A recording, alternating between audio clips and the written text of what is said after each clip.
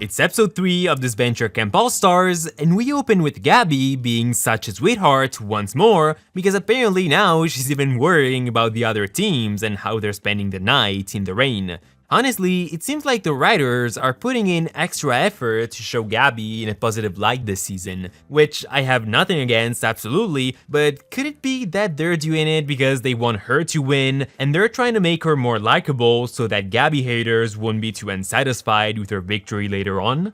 I don't know, I wouldn't want to jinx it though. After all, 2 reviews ago I told you I thought Lake had pretty decent chances of winning, and would you look at that, she got booted in episode 3. I told you I'm not good at predicting these things. We then move on to Team Yellow, aka Team Senior, and apparently there's a whole lot of tension there. Those alliances that appeared rather strong at first already start showing some cracks, like Gret and Yol or Connor and Rhea. And I guess this ultimately ends up being great news for Miriam, given how she's currently the only one on the team with no allies. However though, I wouldn't want her to stay around for too long. It's wholesome that she keeps defending Jake, but she's been doing that on a daily basis since episode 5 of season 1, so unless they gave her some new purpose, they'd better retire her character soon. Then it seems like Alec has been watching and rewatching season 1 to learn from his mistakes, and in doing so he realized that not only did he put all his eggs in one basket, having Fiore as his only ally, but that he also depended on her way too much. So now he intends to play the social game, starting with his friendship with Connor, and I guess he would be set if he could get Gret on his side as well. Honestly, rewatching the show is like the first thing I would do if I were to return for a second season, like look back at your old strategy to come up with a better one. I'm actually surprised he's the only one who did that.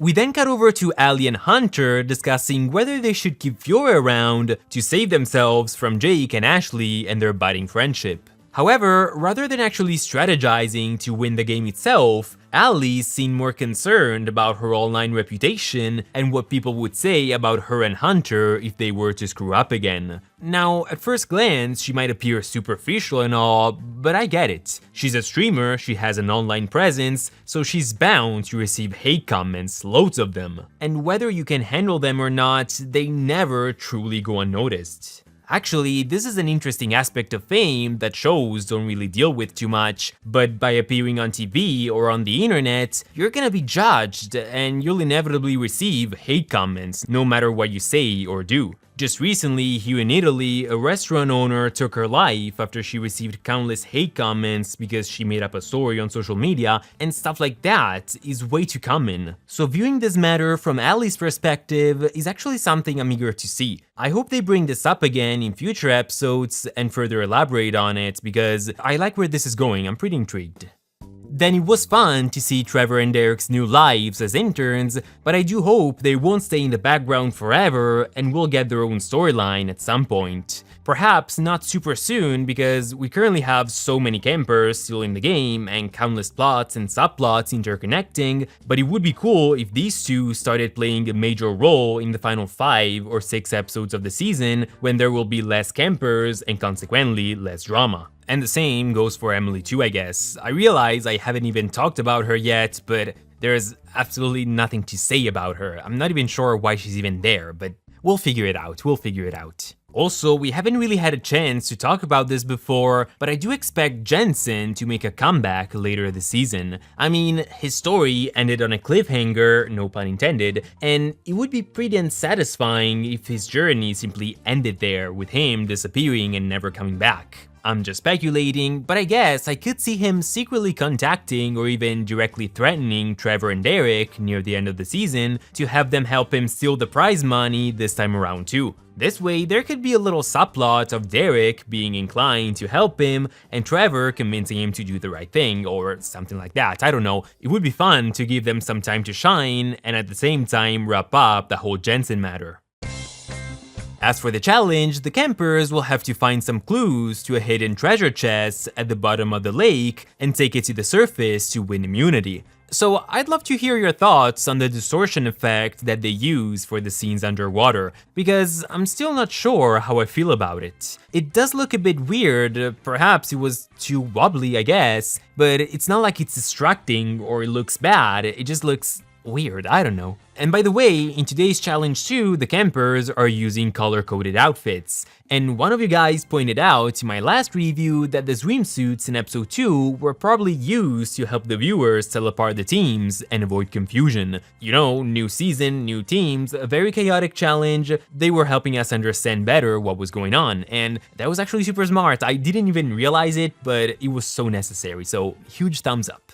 After a little nod at Riya's last scuba diving experience, the girl finally opens up with Connor and explains that she's been pushing him away because she doesn't want to risk damaging her reputation. She's going down a not too honorable path that Connor can follow, or at least one she doesn't want him to follow. And I'm actually glad they're reinforcing this idea. Riya is actually behaving horribly because this carefully constructed image of herself is the only chance at fame that she has. In fact, I kinda wish they had mentioned this last season as well, because while watching season 2, she simply came off as a very inconsistent character. She went from a lovely young woman to a horrible backstabber extremely fast there. In fact, I was kinda hoping Nation Cartoons would also remake season 2 at some point so that they could fix some issues here and there, but especially to do justice to Riya, but whatever.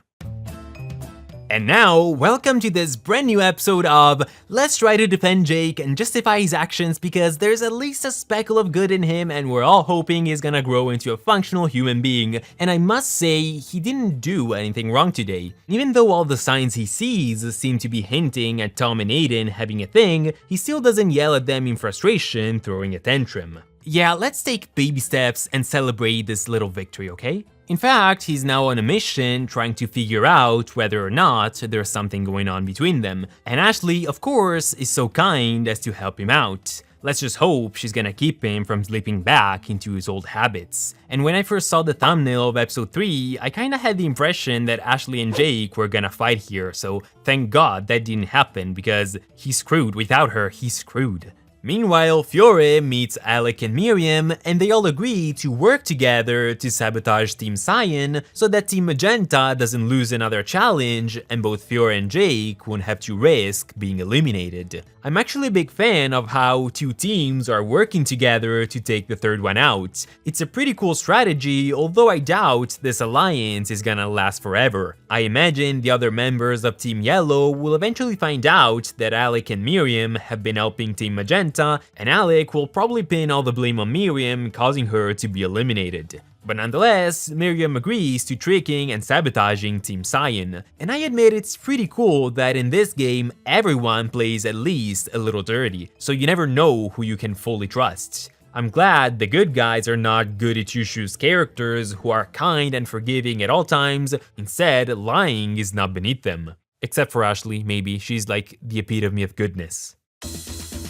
In the end, thanks to Fiore, Miriam, and Alec working together, Teams Magenta and Yellow win immunity, costing the challenge to Team Cyan. And even though earlier in the episode the girls of Team Cyan planned to form an alliance and vote together, Ellie and Lake just couldn't agree on who to vote for. Ellie wanted Aiden to go so that him, Lake, and Tess wouldn't later form their own alliance against her and Gabby, which I guess could have happened, so fair enough. Whereas Lake wanted Tom to go because of course she's friends with Aiden. Then, because her strategy was compromised and her butt was on the line, Ellie decided to simply throw Lake under the bus, making it seem like the girls' alliance was her idea. So through the power of rhetoric, she convinces Tom to vote for Lake, and in a 3-2 to 1 vote, Lake is eliminated. Which I guess is very fitting since she got booted in the Lake-themed episode, you know, because the challenge took place in a lake.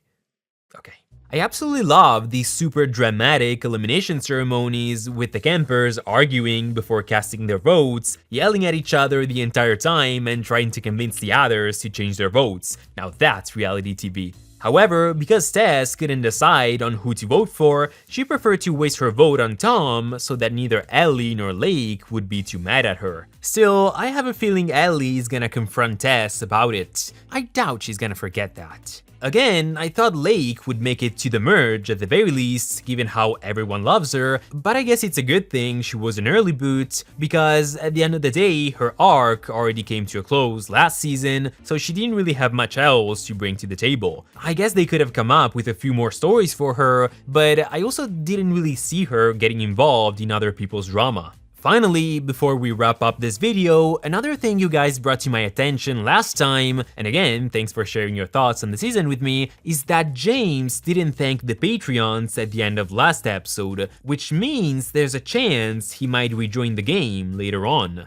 After all, they always let the characters thank the Patreons only when they leave the game for good. Instead, either when there is a fake elimination or when a character gets out and later returns, they don't make them thank the Patreons just yet. So yeah, there's a chance James might be back. Yay. And to think I was so happy he left. Damn it. So go ahead and let me know your thoughts on this, and let me know whether you'd like to see James return or not, but more importantly, let me know your thoughts on the episode and on Lake. I'll be reading all your comments, and I'll see you guys next time. Ciao!